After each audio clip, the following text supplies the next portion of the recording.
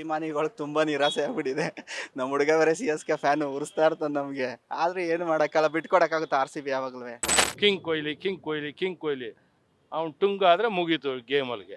ಓದೋ ಹುಡುಗರು ಇದು ಭವಿಷ್ಯದ ಎಲ್ಲ ಹಾಳಾಗುತ್ತೆ. ಇದು ಸರ್ಕಾರ ದುಡ್ಡು ಮಾಡಬೇಕಂದ್ರೆ ಇದರಿಂದ ದುಡ್ಡು ಮಾಡೋದು ಸರಿ ಇಲ್ಲ. ಇದು ಫಸ್ಟ್ ಆಫ್ ಆಲ್ ಬ್ಯಾನ್ ಮಾಡಬೇಕು.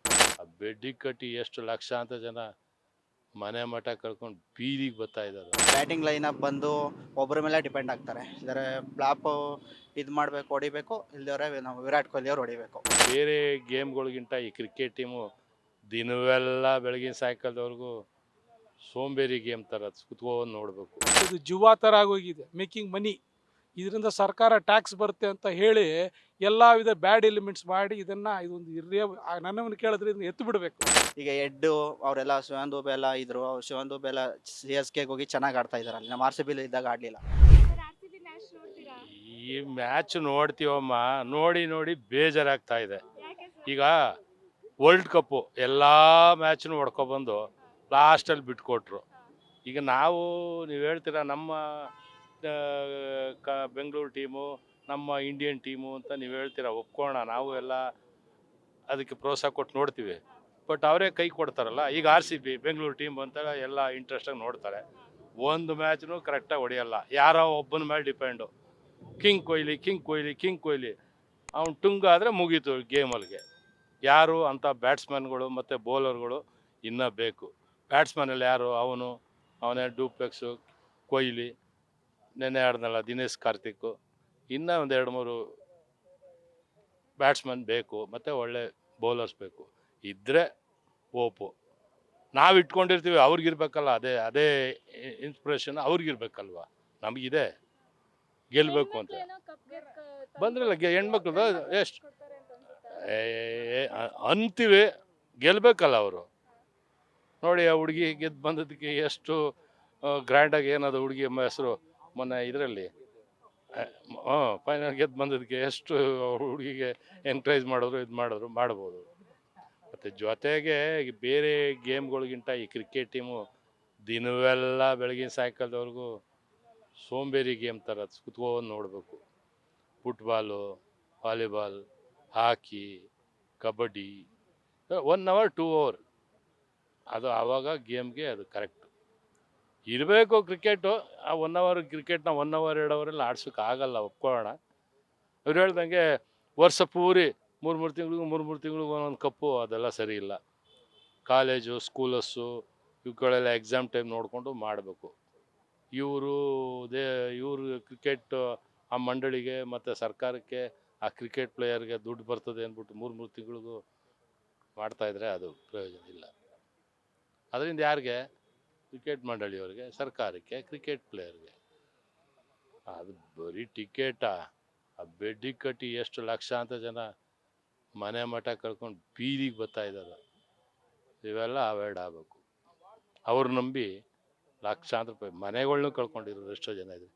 ಮೊನ್ನೆ ಇಲ್ಲೇ ರೈಡ್ ಮಾಡಿದ್ರಲ್ಲ ಬೆಂಗಳೂರು ಚಿನ್ನಸ್ವಾಮಿ ಕ್ರೀಡಾಂಗಣದಲ್ಲೇ.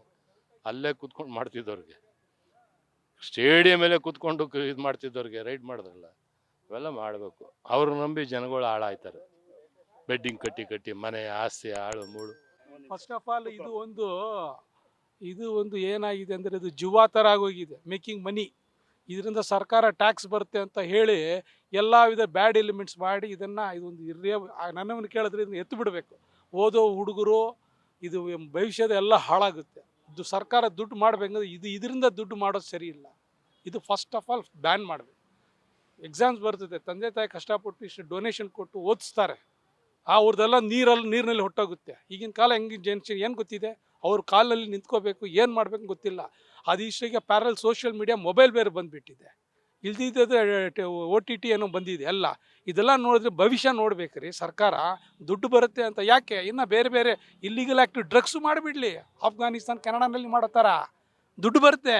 ಇನ್ನು ನಾನು ಹೇಳಬಾರ್ದು ನನ್ನ ವಯಸ್ಸಿಗೆ, ಅಷ್ಟೊಂದು ಡರ್ಟಿ ಎಲಿಮೆಂಟ್ಸ್ ಎಲ್ಲ ಇದು ಮಾಡಲಿ, ದುಡ್ಡು ಬರುತ್ತಲ್ಲ. ಅಫ್ಘಾನಿಸ್ತಾನಲ್ಲಿ ಅವರೇ ಪರವಾಗಿಲ್ಲ, ಅಫ್ಘಾನಿಸ್ತಾನ ಅವರೇ. ಅದರಿಂದ ದಯವಿಟ್ಟು ಈ ಕ್ರಿಕೆಟು ಯಾರು ಶಾರುಖ್ ಖಾನ್ ಅವ್ರಿಗೇನು ರೀ, ಅವ್ರ ಮಕ್ಕಳು, ನಮ್ಮ ಮಕ್ಕಳದ್ದು ಹೇಳ್ರಿ ಭವಿಷ್ಯ. ಇದ್ರ ಬಗ್ಗೆ ತಿಳ್ರಿ. ನಮ್ಮ ಮಕ್ಕಳು ಉದ್ಧಾರ ಆಗ್ಬೇಕು. ಅವ್ರದ್ದೇನು ತಲೆ ಹುಡಿತಾರೆ. ಎಷ್ಟು ನೋಡಿದ್ರೆ ಇವಾಗ ಇತ್ತೀಚೆಗೆ ಎಷ್ಟು ಬ್ಲ್ಯಾಕ್ ಮನಿ, ಏನು ಆ್ಯಕ್ಷನ್ ತೊಗೊಳ್ತಿದೆ ಸರ್ಕಾರ, ಏನು ಮಾಡ್ತಾ ಇದ್ದಾರೆ? ಅದು ಏನು ಮಾಡ್ತಾ ಇದ್ದಾರೆ, ಇದರಿಂದ ಭವಿಷ್ಯ ಹಾಳಾಗ್ತಾ ಇದೆ. ಅದರಿಂದ ನೆಕ್ಸ್ಟ್ ಫುಲ್ ಡಿಜಿಟಲೈಸ್ ಮಾಡಲಿ ಮನಿನ. ಯಾವುದು ಒಂದು 1,000 ರೂಪಾಯಿ ಅಲ್ಲ, 500 ರೂಪಾಯಿ ಮೇಲೆ ಯಾರು ಟ್ರಾನ್ಸಾಕ್ಷನ್ ಮಾಡಬಾರ್ದು. ನಾ ಇದೇ ಮೋದಿ ಸರ್ಕಾರ ಕೇಳ್ತಾ ಇರೋದು. ದೇಶ ಉದ್ಧಾರ ಆಗಬೇಕಂದ್ರೆ ಥರ್ಡ್ ಎಕಾನಮಿ ಇಲ್ಲ, ಫಸ್ಟ್ ಎಕಾನಮಿ ಮಾಡಲಿ. ಈ ಥರ ಇಲ್ಲಿಗಲ್ ಆ್ಯಕ್ಟಿವಿಟಿ ಸ್ಟಾಪ್ ಮಾಡಿ ಅಷ್ಟೇ. ಸರ್, ಅಂದ್ರೆ ನಿಮ್ಮ ಪ್ರಕಾರ ಕ್ರಿಕೆಟೇ ಬೇಡ ಅಂತ? ಕ್ರಿಕೆಟ್ ಬೇಕಮ್ಮ, ಕ್ರಿಕೆಟ್ ಇಲ್ಲ ಅಂತಲ್ಲ, ಕ್ರಿಕೆಟ್ ಒಂದು ಸ್ಪೋರ್ಟಿವ್ ಆಗಿರಬೇಕು. ಇದೇನು ಜುವ ಆಗೋಗಿದೆಯಲ್ಲ, ಇದು ಏನು ಗೊತ್ತಾ, ಸಿಂಗಲ್ ನಂಬರ್ ಲಾಟ್ರಿ ಥರ ಆಗೋಗಿದೆ ಇದು. ಈ ಸ್ಪೋರ್ಟ್ಸ್ ಥರ ಇದೆ. ಒಲಿಂಪಿಕ್ಸ್ ಯಾಕಮ್ಮ, ಯಾಕೆ ಒಲಿಂಪಿಕ್ಸ್ 3 ತಿಂಗಳಿಗೆ ಮಾಡಲಿ, 3 ತಿಂಗಳು ಮಾಡಲಿ, ಯಾಕೆ? ಅದು ಫಿಸಿಕಲ್ಗೆ ಒಂದು ಇದಕ್ಕೋಸ್ಕರ ಆಡ್ತಾ ಇದ್ರು. ಇವು ಹಂಗಿಲ್ಲ, ದುಡ್ಡುಗೋಸ್ಕರ ಆಡ್ತಾರೆ. ದುಡ್ಡು ಕಡೆ ಆಗಿರುತ್ತೆ. ಇಲ್ಲ, ನ್ಯೂಸೆನ್ಸ್. ಮಕ್ಕಳದು ಭವಿಷ್ಯ ಹಾಳಾಗ್ತಾ ಇದೆ. ಅದಕ್ಕೆ ಇಷ್ಟೇ ನಾನು ಹೇಳೋದು, ಫಸ್ಟ್ ಬ್ಯಾನ್ ಮಾಡಬೇಕು. ಇದು ನಮ್ಮ ದೇಶಕ್ಕೆ ಲಾಯ್ಕಿಲ್ಲ, ಗೊತ್ತಾಯ್ತಾರ? ನಾವು ದುಡಿದು ತಿನ್ನೋದು ಹೇಳ್ಕೊಡ್ಬೇಕು. ತಲೆ ಮೋಸ ಅದು ಇದು ಹೊಡೆದು ದುಡ್ಡು ಮಾಡೋದು ಸರಿ ಇಲ್ಲ, ಅಷ್ಟೇ. ಮೇಡಮ್ ಅದು ರೀಸನ್ ಬಂದು ಬೌಲಿಂಗು ಚೆನ್ನಾಗಿಲ್ಲ ಒಂಚೂರು ಹೇಳ್ಕೊಳ್ಳುವಂಥ. ಇದು ಸಿರಾಜ್ ಅವರು ಒಳ್ಳೆ ಪರ್ಫಾರ್ಮೆನ್ಸ್ ಮಾಡಬೇಕಿತ್ತು. ಅವರು ವಿಕೆಟು ಹೇಳ್ಕೊಳ್ಳುವಂಥ ಬೌಲಿಂಗ್ ಇಲ್ಲ, ಸರಿನಾ? ಮತ್ತು ಬ್ಯಾಟಿಂಗ್ ಲೈನಪ್ ಬಂದು ಒಬ್ಬರ ಮೇಲೆ ಡಿಪೆಂಡ್ ಆಗ್ತಾರೆ. ಇದ್ದಾರೆ ಫ್ಲಾಪು ಇದು ಮಾಡಬೇಕು, ಹೊಡಿಬೇಕು, ಇಲ್ದವರೆ ನಾವು ವಿರಾಟ್ ಕೊಹ್ಲಿ ಅವ್ರು ಹೊಡಿಬೇಕು. ಮ್ಯಾಕ್ಸ್ವೆಲ್ಲು ತುಂಬ ಎಕ್ಸ್ಪೆಕ್ಟೇಷನ್ ಇದೆ RCB ಫ್ಯಾನ್ಸ್ಗೆ. ಅವರು ಆಸ್ಟ್ರೇಲಿಯಾ ಟೀಮಲ್ಲಿ ಇದ್ದಾಗ ಒಳ್ಳೆ ಪರ್ಫಾರ್ಮೆನ್ಸ್ ಕೊಡ್ತಾರೆ. ಲಾಸ್ಟ್ ಇಯರು ಚೆನ್ನಾಗಿ ಆಡಿದ್ರು. ಈ ಇಯರ್ ಬಂದು ಅಷ್ಟೊಂದು ಇದಾಗೇನು ಆಡಲಿಲ್ಲ RCB. ಇದಕ್ಕೆ ಅವರು ಫಾರ್ಮ್ ಬಂದರೆ, ಏನಾರು ಮ್ಯಾಕ್ಸ್ವೆಲ್ ಅವ್ರು ಏನಾರು ಫಾರ್ಮ್ ಬಂದು ಅವರೇನೋ ಸ್ಕೋರ್ ಮಾಡಿದ್ರೆ ಇನ್ನೂ ಸ್ಕೋರ್ ಹೋಗಿರೋದು ನೆನ್ನೆ ಆ್ಯಕ್ಚುಲಿ ಬಂದು. ನೆನ್ನೆ ವಿರಾಟ್ ಕೊಹ್ಲಿ ಮೇಲೆ ಒಪ್ಪಿತ್ತು, ಅವರು ಬೇಗ ಔಟ್ ಆದರು. ಅಟ್ಲೀಸ್ಟ್ ಮ್ಯಾಕ್ಸ್ವೆಲ್ ತುಂಬ ಒಪ್ಪಿತ್ತು, ಅವರು ಕೂಡ ಬೇಗ ಔಟ್ ಆಗಿಬಿಟ್ರು. ಮತ್ತು ಇವರು ವಿಲ್ ಜಾಕ್ಸ್ನ ಕರ್ಕೊಬಂದರು ನೆನ್ನೆ. ಬಟ್ ಫಸ್ಟ್ ಮ್ಯಾಚ್ ಏನು ಮಾಡೋಕ್ಕಾಗಲ್ಲ, 1-2 ಮ್ಯಾಚು ಆಡಲೇಬೇಕು. ಎಲ್ಲ ಬ್ಯಾಟ್ಸ್ಮನ್ ಬಂದ ತಕ್ಷಣ ಆಡ್ತಾರೆ ಅಂತ ಎಕ್ಸ್ಪೆಕ್ಟೇಷನ್ ಇಟ್ಕೊಳ್ಳೋಕ್ಕಾಗಲ್ಲ. ಬೌಲಿಂಗ್ ಲೈನಪ್ ಬಂದು ಚೇಂಜ್ ಮಾಡ್ಬೇಕು ಮೇಡಮ್. RCB ಮ್ಯಾನೇಜ್ಮೆಂಟು ಅವರು ಯಾವ ತಗೋತಾರೆ, ಎಲ್ಲ ಟೀಮ್ನವರು ಇವಾಗ ನಮ್ಮ RCB ಇಲ್ಲಿ ಹೋಗಿರೋರು ಬೇರೆ ಟೀಮ್ಗೆ ಹೋದರೆ ಚೆನ್ನಾಗಿ ಆಡ್ತಾರೆ. ಈ ಥರ ನಮ್ಮ RCB ಟೀಮ್ ಬಂತು ಅಂದರೆ ಯಾರು ಆಡೋಲ್ಲ. ನಮ್ಮ RCB ಲಕ್ ಚೆನ್ನಾಗಿಲ್ವಾ ಅಥವಾ ಅವ್ರ ಲಕ್ ಚೆನ್ನಾಗಿದೆಯಾ ಬೇರೆ ಟೀಮ್ ಅವ್ರದ್ದು, ಅದು ಗೊತ್ತಿಲ್ಲ. ಈಗ ಹೆಡ್ಡು ಅವರೆಲ್ಲ ಶಿವನ್ ದುಬೆ ಎಲ್ಲ ಇದ್ದರು. ಶಿವನ್ ದುಬೆ ಎಲ್ಲ CSKಗೆ ಹೋಗಿ ಚೆನ್ನಾಗಿ ಆಡ್ತಾ ಇದ್ದಾರೆ. ಅಲ್ಲಿ ನಮ್ಮ RCBಲಿ ಇದ್ದಾಗ ಆಡಲಿಲ್ಲ.